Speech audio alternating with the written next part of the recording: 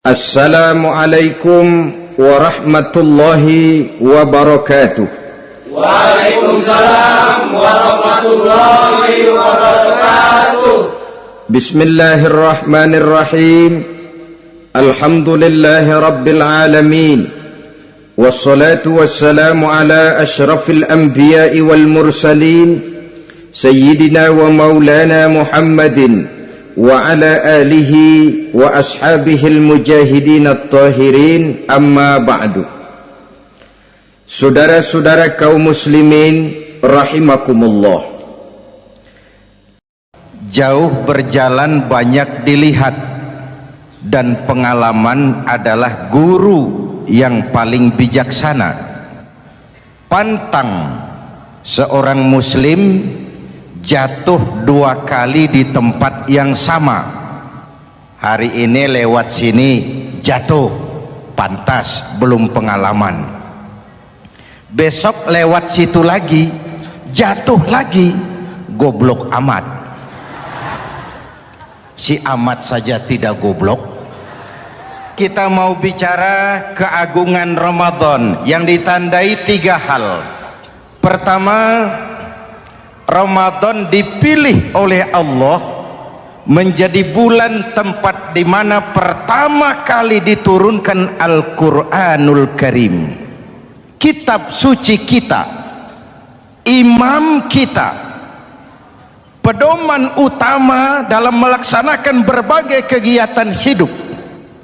Pertama, ia berisi akidah yang tujuannya menyelamatkan manusia dari ketergantungan kepada benda, menyelamatkan manusia dari kemusyrikan, baik syirik yang jali maupun syirik yang khafi. Syirik jali itu syirik terang-terangan, nyata-nyata menyembah berhala, nyata-nyata meyakini Tuhan lebih dari satu. Kalau gitu insya Allah kita aman. Tapi ada syirik khafi, syirik yang tersembunyi, menjadikan yang selain Allah sebagai tujuan akhir dari seluruh kegiatan hidup. Itu syirik khafi. Saya sejak pakai cincin ini rezeki lancar. Cincin. Saya sejak pakai gesper ini, jangan anak gadis, nenek-nenek ngelihat saya lemes. Gesper. Ini sejak ada perkutut di rumah ini, bisnis bagus. Perkutut. Kalau komputer lebih kita kagumi dari Allah, itulah berhala kita. Kalau pangkat lebih kita utamakan dari Allah, itulah berhala kita. Kalau ilmu lebih kita kagumi daripada Allah, itulah berhala kita. Quran membebaskan manusia dari ketergantungan kepada benda, membersihkan keyakinan, meluruskan tauhid dengan konsep akidah. Lalu sisi yang kedua, syariat untuk mengatur kehidupan sesama manusia. Selama ini kalau mendengar syariat yang terbayang oleh kita kan yang serem-serem, dan memang diopinikan sedemikian rupa. Padahal watak syariat itu pertama, al-musawat bainan nas fi takalifil ahkam. Ini watak syariat Islam. Semua manusia sama dalam berhadapan dengan hukum Allah. Semua manusia sama. Bukankah ini yang kita perjuangkan dengan tuntutan keadilan? Supaya di republik ini jangan ada warga negara kelas 1. Supaya di republik ini jangan ada yang kebal hukum. Supaya di republik ini hukum jangan seperti pisau, tajam ke bawah tapi tumpul ke atas. Syariat mengajarkan al-musawat bainan nas fi takalifil ahkam. Semua manusia sama dalam berhadapan dengan hukum Allah. Ketika mengajarkan orang beramal, Rasulullah kepada putri kesayangan beliau sendiri berkata, "I'mali ya Fatimah, i'mali fa inni la ughni anki minallahi syai'a." Fatimah beramal kau, Fatimah sholat, Fatimah puasa, Fatimah haji. Kalau kau tidak beramal, aku ayahmu Rasulullah tidak akan sanggup membelamu di akhirat nanti. Inilah watak syariat. Tidak mentang-mentang anak kesayangan lalu ada jaminan, sudah Fat, kamu nggak sholat nggak apa-apa, nanti di akhirat ada papi. Tidak. Semua manusia sama dalam berhadapan dengan hukum. Andai kata Fatimah putri Muhammad mencuri, tidak usah orang lain, Muhammad sendiri yang akan memotong tangannya. Bukankah keadilan macam ini yang kita harapkan?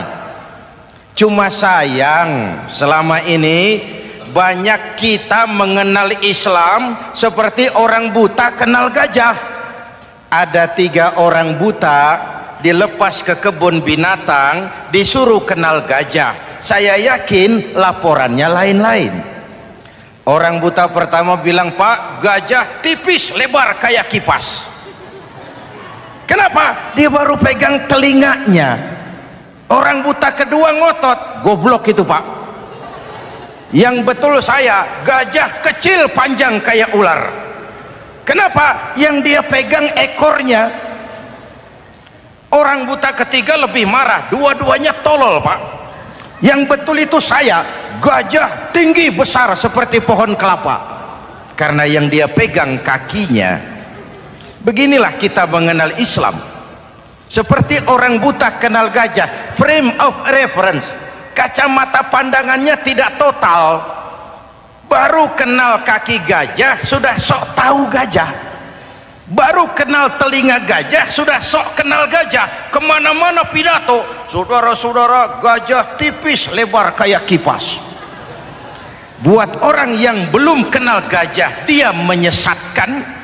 Buat orang yang sudah tahu gajah, senyum di kolom. Oh, kau baru kenal kupingnya kok. Begitulah kadang-kadang kita baca Quran, ayatnya yang keras, kesannya Islam itu sangar, Islam itu sadis, Islam itu perang. Di sisi lain ada yang adem, sejuk, lalu lahir generasi feminim. Buat saya yang terpenting semua kita perlu.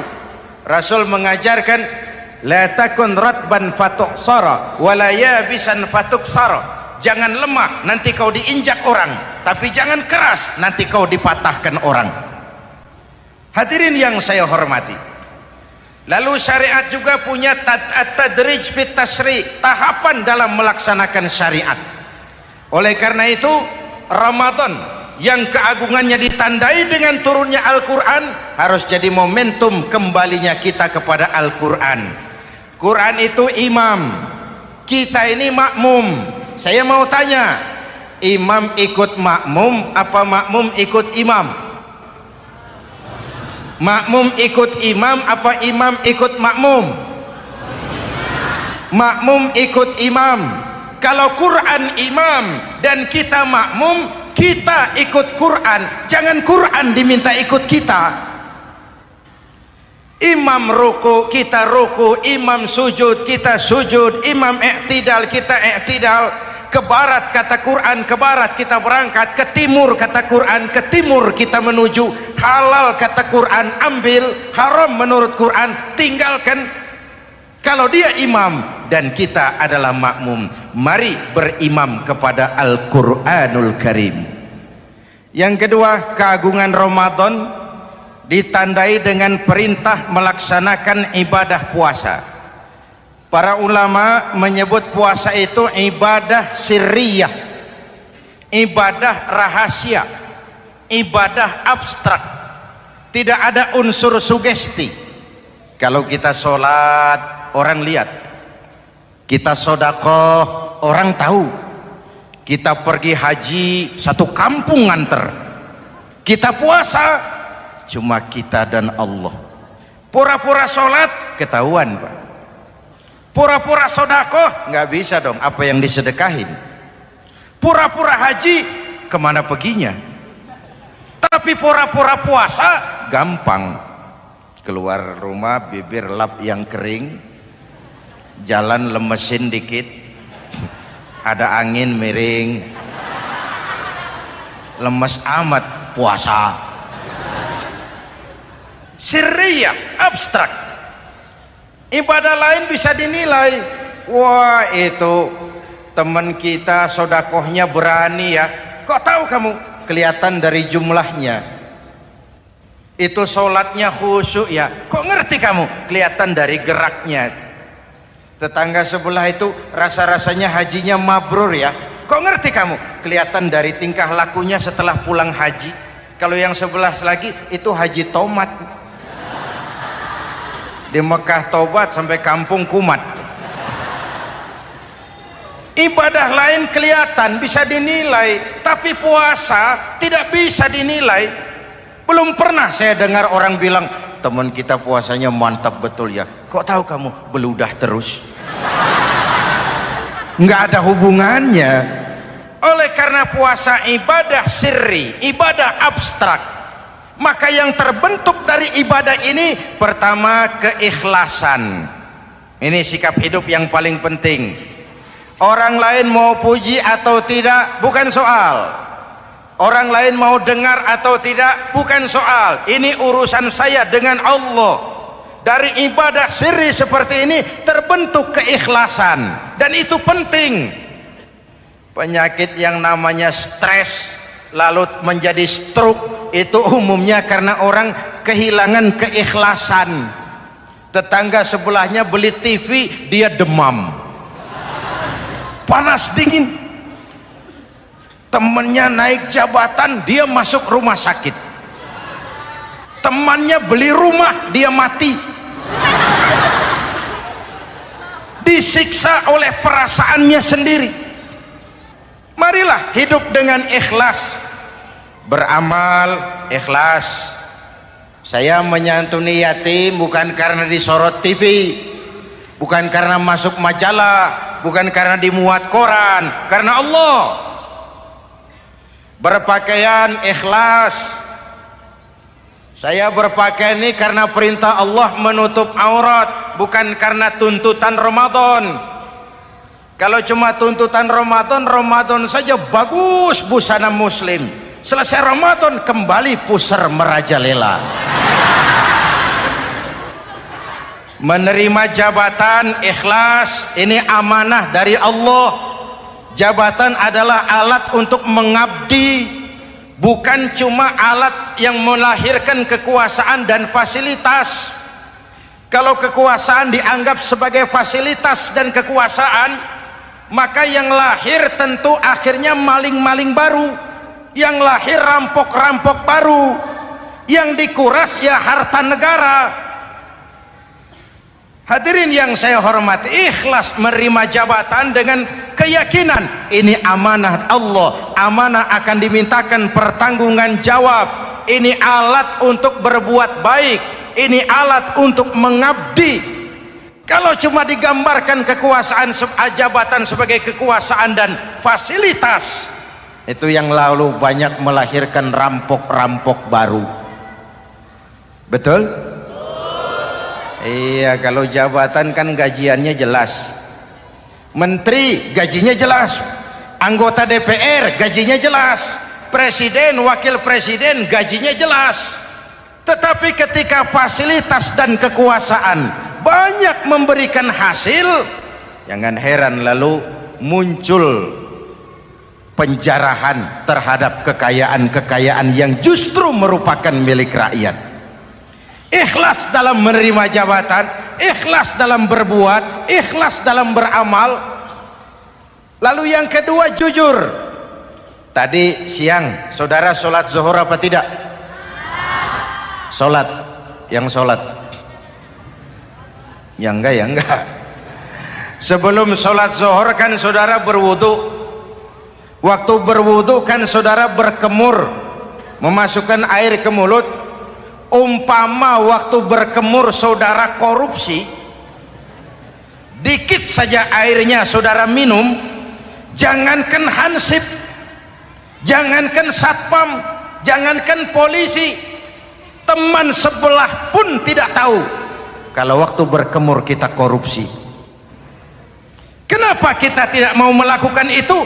Ada rasa malu kepada Allah. Alangkah positifnya kalau ini diterjemahkan dalam kehidupan. Sekarang kan kita berpikirnya Allah ditekan. Kamu korupsi ya? Iya, Tuhan kan tahu. Biarin, Tuhan mah tahu, nggak ribut. Nggak ribut katanya. Tapi kalau 3 orang saja tahu, geger kantor. Bayangin, Tuhan aja ditekan, Tuhan diintimidasi, apalagi orang lain. Lahir etika otonom, daya kontrol yang paling ampuh yang muncul dari dalam jiwa kita sendiri. Keikhlasan yang dibentuk oleh pelaksanaan ibadah puasa, kejujuran yang dibentuk oleh pelaksanaan ibadah puasa, lalu kesabaran. Kata Nabi, as-siyamu junnatun, puasa itu benteng, dinding. Fa idza kana yaumus siyami ahadikum, kalau salah seorang kamu tengah berpuasa, fala yarfus, jangan berkata kotor, wala yafsuk, jangan berkata keji. Wa in sabahu ahadun au qatalahu falyaqul inni shaim, inni shaim.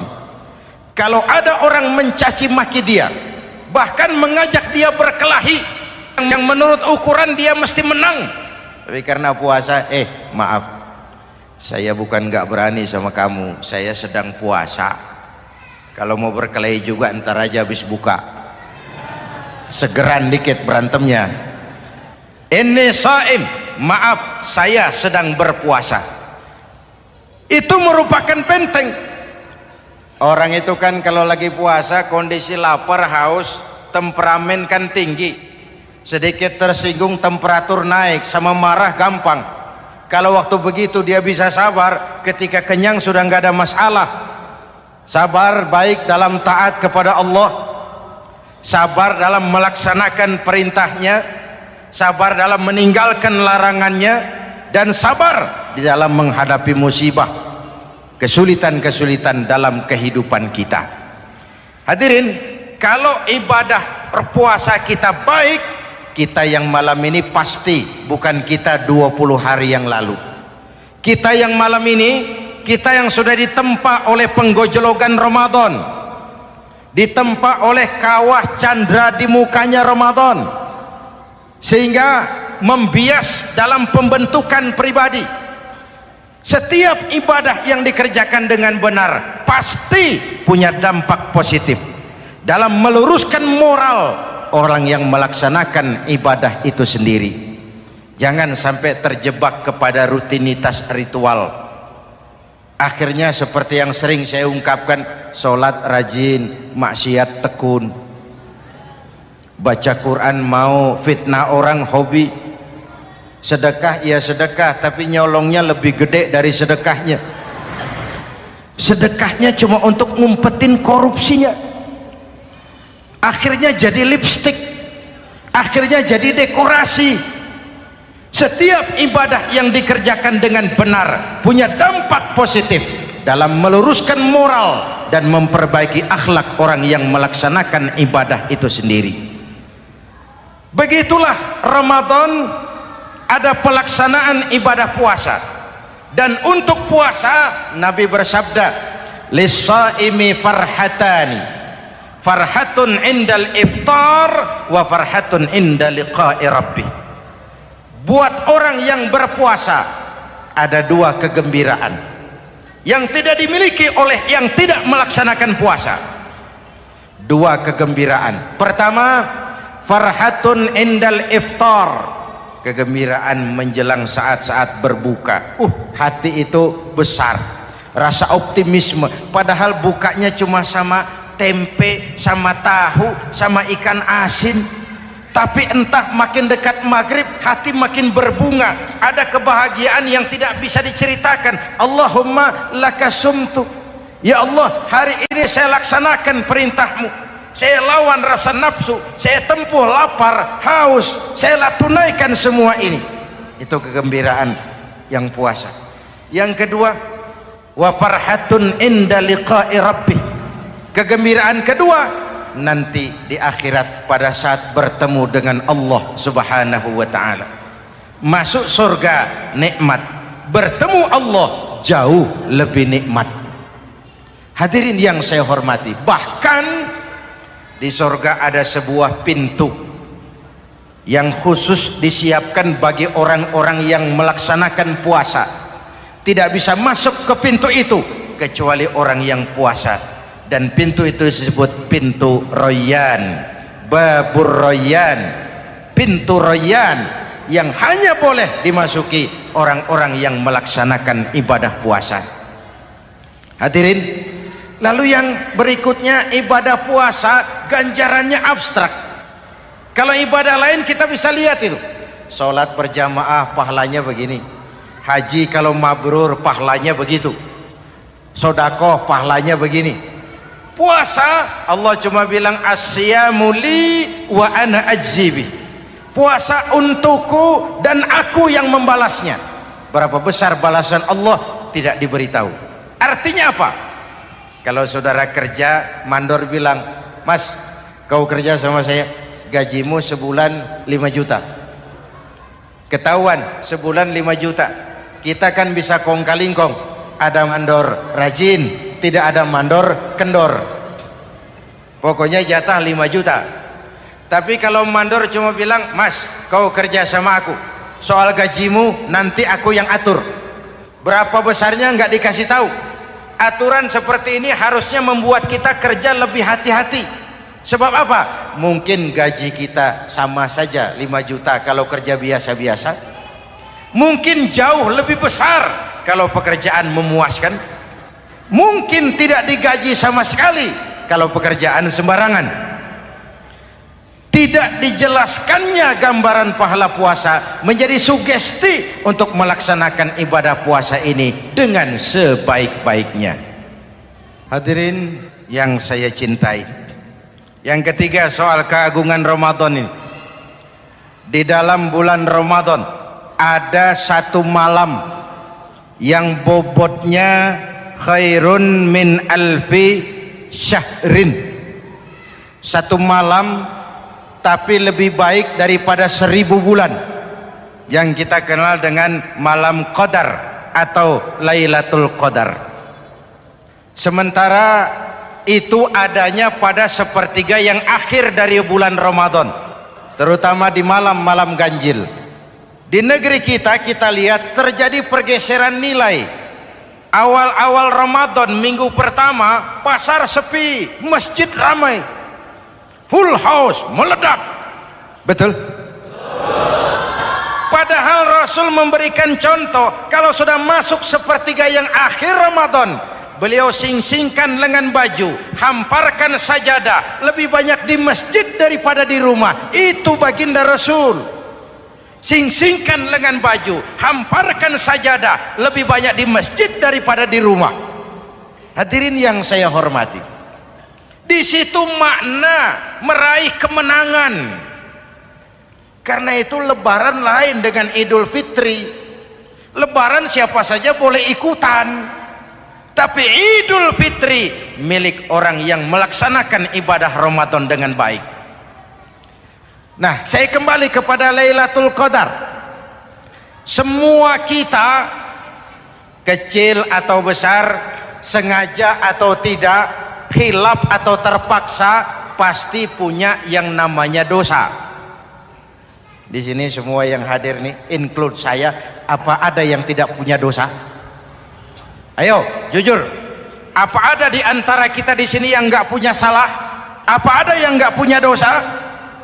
Setiap kita, kecil, besar, sedikit, banyak, terlupa, terpaksa, pasti punya salah. Sekarang kalau mau hitung dagang, kita diberi umur 65, 40 tahun penuh dosa, lalu taubat 25 tahun. Menurut neraca hukum dagang belum seimbang. Dosa 40 tahun ditebus taubat 25 tahun. Menurut neraca hukum dagang. Untung Allah tidak dagang-dagangan kepada kita. Di Ramadan ini Allah ngobrol pahala. Di Ramadan ini Allah membuka pintu rahmah yang seluas-luasnya.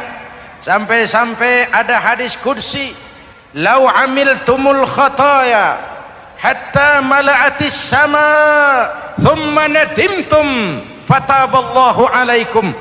Kalaupun kamu berbuat dosa, penuh langit dengan dosamu, kemudian kamu menyesal dan bertaubat, Allah pasti akan menerima taubatmu. Hadirin yang saya hormati, inilah momentum Ramadan, saat dimana kita melakukan pemutihan diri. Masih ingat cerita dalam kitab Durratun Nasihin? Saya ulang lagi cerita ini untuk sugesti. Ada buajingan tengik pernah membunuh 99 orang. Satu saat hidayah datang kepadanya, terniat ingin bertaubat. Dicarinya seorang ustadz, ketemu ustadz kepala ngajar. Ustadz, ya, apa? Saya mau taubat, diterima apa tidak taubat saya? Emangnya dosa kamu apa? Saya pernah membunuh 99 orang Ustadz. Ustadznya melotot, wih, banyak amat. Nggak segampang itu nyawa hak prerogatif Allah, cuma Allah yang berhak ngambil.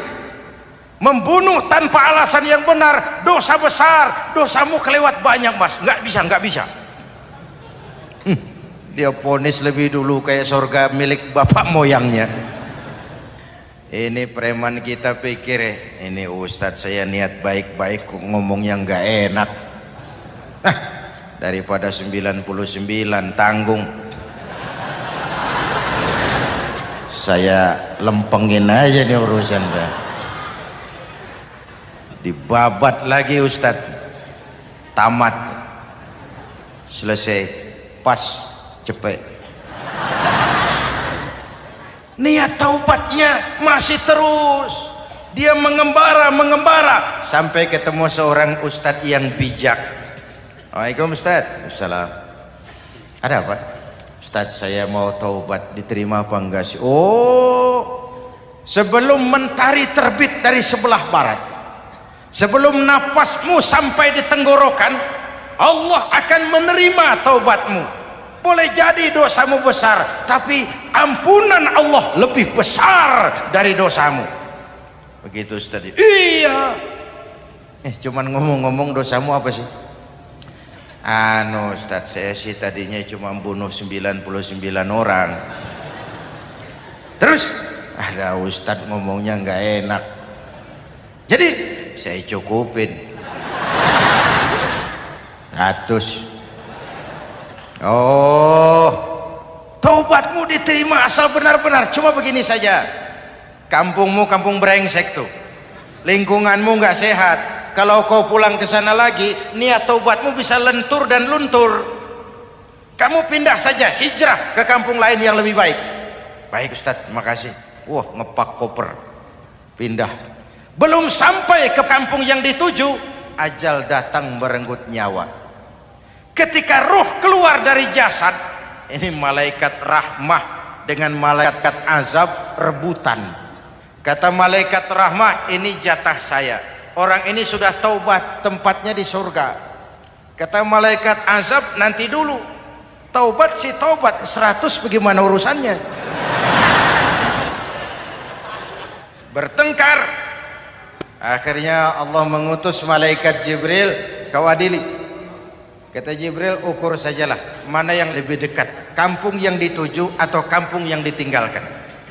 Ketika diukur, kampung yang dituju lebih dekat dari kampung yang ditinggalkan. Kata Jibril, dia jatah malaikat rahmah, taubatnya diterima Allah. Nah, kalau mendengar riwayat seperti ini, jangan diartikan bahwa untuk taubat mesti membunuh 100 orang. Ini harus diartikan bagaimanapun besar dosa dan kesalahan yang kita lakukan, jangan putus asa dari rahmat Allah. Sebaliknya, bagaimanapun banyak kebaikan yang kita kerjakan, jangan puas hati dan sombong diri. Kita belum tahu akhir perjalanan hidup ini. Kita hanya berbuat dan berbuat. Kepastian itu haknya Allah. Ada yang masuk neraka karena menyiksa kucing. ada yang masuk surga walaupun sudah membunuh 100 orang. Bahkan kalau nanti saudara di surga ketemu orang-orang soleh, saudara nggak usah kaget, itu memang tempatnya di surga. Saudara akan kaget nanti kalau di surga ketemu pelacur masuk surga. Penasaran, saudara samperin, Mbak Yu, iya Mas, sampean ada di sini, apa Allah nggak salah wesel ini? Iya Mas, saya ini ada di surga sini. Padahal waktu di dunia dulu saya ini siapa Mas tahu kan? Mas juga langganan kan waktu itu.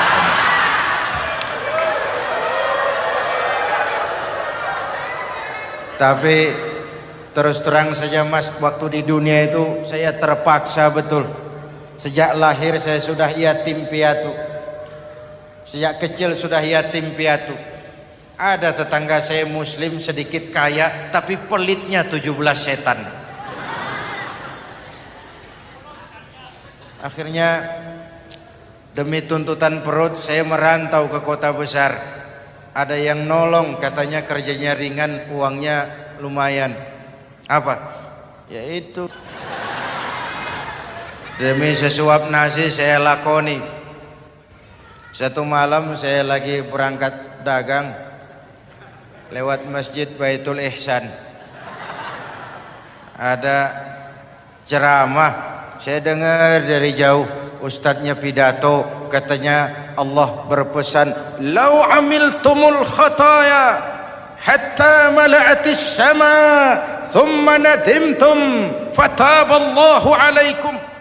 Kalaupun kamu berbuat dosa, penuh langit dengan dosamu, lalu kau menyesal dan bertaubat, Allah pasti akan menerima taubatmu. Mendengar hadis itu Mas, berlinang air mata saya. Terbayang dosa-dosa yang pernah saya lakukan. Terbayang orang-orang yang pernah menanamkan modal asing.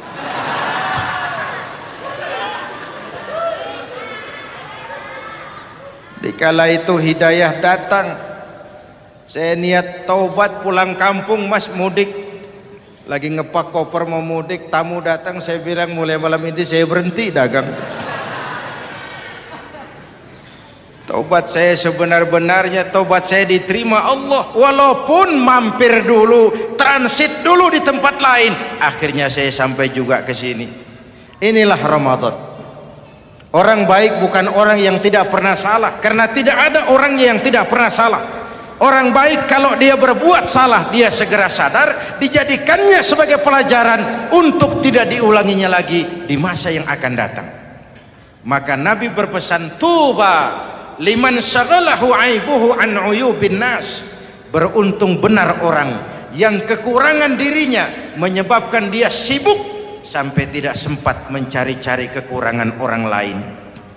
Tapi celaka benar orang yang terlalu sibuk mencari-cari kekurangan orang lain sampai lupa dengan kekurangan dirinya sendiri.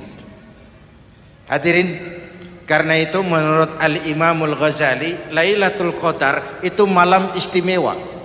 Adanya pada sepertiga yang akhir di malam-malam ganjil, 21, 23, 25, 27, 29. Tetapi yang ingin mendapatkan Lailatul Qadar harus berjaga-jaga sejak awal Ramadan. Nggak bisa pakai ilmu ngancem. Wah ini 21 malam nih, nggak keluar-keluar dari masjid. 22 libur, 23 absen lagi. Nggak bisa seperti itu. Ingin mendapatkan Lailatul Qadar harus berjaga-jaga sejak awal Ramadan. 1000 bulan kira-kira 83 tahun.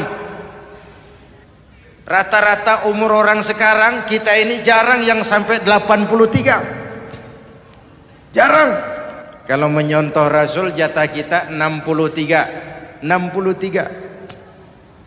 Hadirin yang saya hormati, sehingga dikatakan itulah fasilitas yang diberikan Allah kepada umat Muhammad ini. walaupun umurnya relatif pendek, tapi amaliyahnya tidak kalah dengan umat zaman dulu. Benar, Nabi Nuh umurnya 950 tahun. Ibadah umatnya berarti panjang, tetapi mereka tidak ada Lailatul Qadarnya. Benar, Nabi Adam umurnya panjang 2000 tahun, umatnya rata-rata sekian, tetapi tidak ada nilai tambah yang diberikan Allah kepada mereka. Kita umat Muhammad ini umur relatif pendek. Kalau nyontoh Nabi 63 tahun, betul. Tapi bayangkan, ada Lailatul Qadar yang nilainya khairun min alfi syahrin, lebih baik daripada 1000 bulan, dan 1000 bulan 83 tahun. Kalau 10 tahun berturut-turut memanfaatkan Lailatul Qadar, maka artinya umur kita sudah sama dengan umur umat Nabi Nuh alaihi salam. Kualitas ibadahnya yang saya maksud. Tugas kita memanfaatkan peluang-peluang seperti ini dan mengisinya dengan berbagai kegiatan-kegiatan ibadah. Mumpung Allah menyediakan itu buat kita bersama. Tahun depan nggak ada jaminan kita ketemu Ramadan lagi. Karena itu mumpung senyampang ini diberikan kesempatan memasuki minggu-minggu 10 yang terakhir dari Ramadan, sing-singkan lengan baju, hamparkan sajadah, dan berusaha lebih banyak di masjid daripada di rumah. Hadirin yang saya hormati, dari pembicaraan singkat yang saya sampaikan, Ramadan menjadi agung oleh karena 3 hal. Pertama, ia dipilih menjadi bulan tempat di mana pertama kali diturunkan ayat-ayat suci Al-Quran. Karenanya Ramadan disebut juga sebagai Syahrul Quran, bulan Al-Quran. Karenanya Ramadan juga kita lebih intens memasuki kehidupan Al-Quran sebagai makmum dan kita sebagai imam. Jika Quran adalah imam dan kita adalah makmum, maka konsekuensinya makmum harus ikut imam, bukan imam yang ikut makmum. Yang kedua, keagungan Ramadan ditandai dengan pelaksanaan ibadah puasa. Setiap ibadah yang dikerjakan dengan benar pasti punya dampak dalam memperbaiki moral, meluruskan akhlak orang yang melaksanakan ibadah itu sendiri. Maka bulan suci Ramadan menjadilah kawah candra di muka, menjadi bulan training, bulan latihan. Saya sering ibaratkan, Mike Tyson masuk latihan, keluar latihan, tindunya makin hebat. Hewitt masuk latihan, keluar latihan, tenisnya makin canggih. Zinedine Zidane masuk latihan, keluar latihan, sepak bolanya makin hebat. Kalau latihan tiap hari, main kalah terus, orang kan ngomong, buat apa latihan? Kita sebulan penuh latihan supaya bulan-bulan sesudah Ramadan nanti kita jangan sampai kalah dalam permainan hidup ini. Hidup ini kan permainan. Ada yang sekarang ini main sebagai pedagang, main sebagai pejabat, main sebagai pengusaha, main sebagai seniman. Hidup ini permainan. Wa mal hadhil hayatud dunya illa lahwun wa la'ib. Ini cuma permainan. Senarionya sudah ditetapkan oleh sang sutradara Allah Azza wa Jalla. Ini permainan saja. Maka bermainlah sesuai dengan aturan main. Karena hidup memang permainan. Tapi jangan main-main. Walaupun ini permainan, bermainlah dengan benar. Jangan main-main. Kalau main-main, kalah. Sepak bola permainan, main-main kalah. Bulu tangkis permainan, main-main kalah. Hidup ini permainan, main dengan benar, main sesuai dengan aturan main, main-main kalah. Hadirin yang saya hormati, karena itu 1 bulan untuk menghadapi 11 bulan sesudahnya. Yang ketiga, ditandai keagungan Ramadan dengan ada nuzulul Quran. Diberikan Allah kepada siapa saja yang dikehendakinya. Semoga ibadah yang sudah kita kerjakan kiranya diterima Allah. Yang masih akan kita kerjakan diberikan kita kekuatan zahir dan batin untuk dapat melaksanakannya dengan sebaik-baiknya. Ala hadhihi niyyah wa ila hadratin nabi. Al-Fatihah.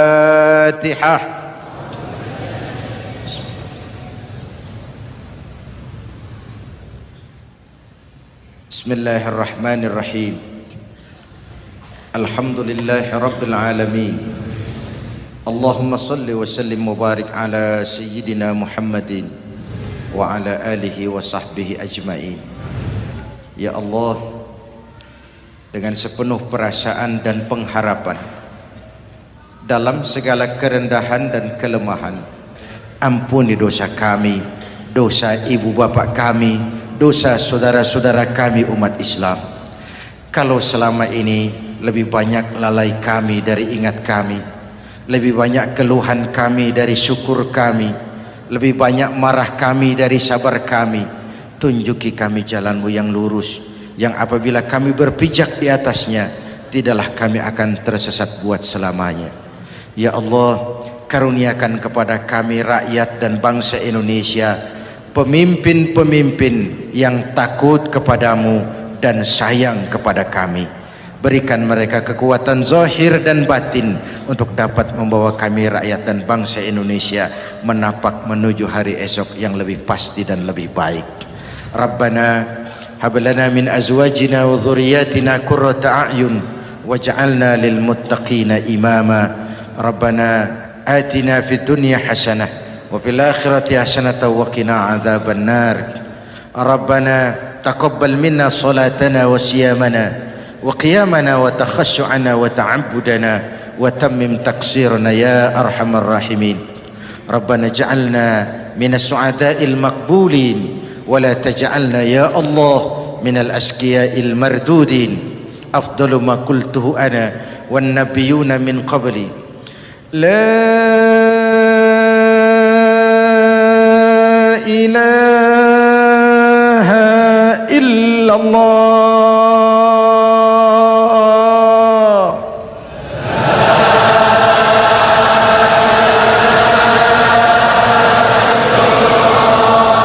La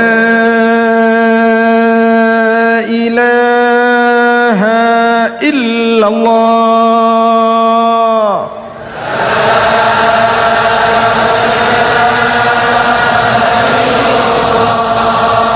Muhammadur Rasulullah.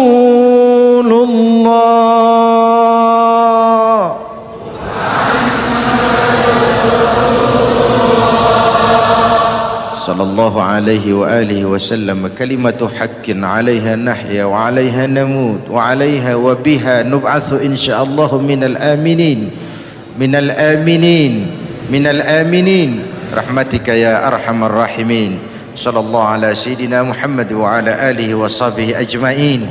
Subhana rabbika rabbil izzati amma yasifun. Salamun alal mursalin walhamdulillahi rabbil alamin. Wassalamu alaikum warahmatullahi wabarakatuh.